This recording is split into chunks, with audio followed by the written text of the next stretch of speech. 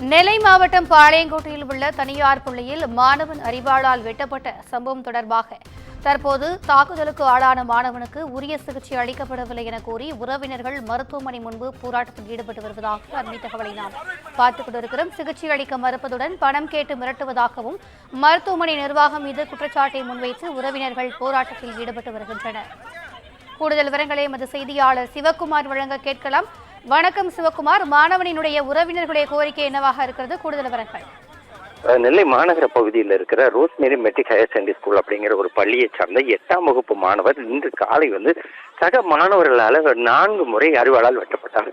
இதுல அந்த காயப்பட்ட மாணவன் 4 இடங்கள்ல காயமடைந்த நிலையில பையன் ஸ்கேன் சிகிச்சைக்கு பிறகு தற்போது பாளையங்கோட்டையில் இருக்கிற தனியார் மருத்துவமனை, அதாவது சிஎஸ்ஐ ஜெயராஜ் அன்னப்பாக்கியம் மருத்துவமனை அப்படின்னு ஒரு மருத்துவமனை இருக்கு. 125 ஆண்டுகள் பாரம்பரியம் மிக்க இந்த மருத்துவமனையில அவர் சேர்க்கப்பட்டான். ஏற்கனவே இந்த பென்சில் கொடுக்கல் வாங்கல் தகராறுல வெட்டப்பட்ட நிலையில பையனுக்கு அதிக அளவுல ரத்தப்போக்கு ஏற்பட்ட ஒரு சூழ்நிலையில அவனை மேல் சிகிச்சைக்காக அங்க சேர்த்திருந்த நிலையில அந்த மருத்துவமனை நிர்வாகம் பணம் மட்டுமே கேட்டு நெருக்கடி கொடுப்பதுடன் போதிய அளவு சிகிச்சை அளிக்கல அப்படின்னு சொல்லி பெற்றோர் தரப்புல தற்போது மறியலில் ஈடுபட்டு இருக்கிறாங்க.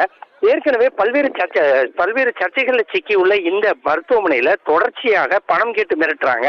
அதே மாதிரி சிகிச்சை கொடுக்க முடியாது, பணம் கேட்டாதான் சிகிச்சை கொடுப்போம் அப்படின்னு சொல்லி மருத்துவமனை தரப்புல நெருக்கடி கொடுக்குறாங்க அப்படின்னு சொல்லி கூறப்படுறதோட போதிய அளவுக்கு மருத்துவர்கள் இல்லை, முறையான மருத்துவர்கள் இன்றி அவனுக்கு சிகிச்சை கொடுத்துட்டு இருக்கிறாங்க அப்படின்னு சொல்லி ஒரு கடுமையான ஒரு கண்டனத்தை தெரிவிச்சதோடு இல்லாம தூத்துக்குடி செல்லக்கூடிய சாலையில் அமர்ந்து தற்போது அவங்க சாலை மறியல் போராட்டத்தில் ஈடுபட்டு இருக்கிறாங்க.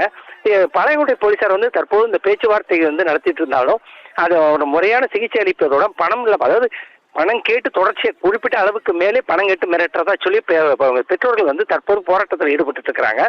மாநகர காவல்துறை தரப்புல தற்போது பெற்றோரோட பேச்சுவார்த்தை நடந்துட்டு இருக்குது. இந்த மருத்துவமனையில போதிய அளவுகளுக்கு மருத்துவர்கள் இல்லை, அதாவது அது சம்பந்தப்பட்ட துறையில் உள்ள மருத்துவர்களை விட்டு மற்ற மருத்துவர்களை வைத்து அவங்க சிகிச்சை பண்ணிட்டு இருக்காங்க அப்படின்னு சொல்லி தற்போது அவங்க போராட்டத்தில் ஈடுபட்டு இருக்கிறாங்க.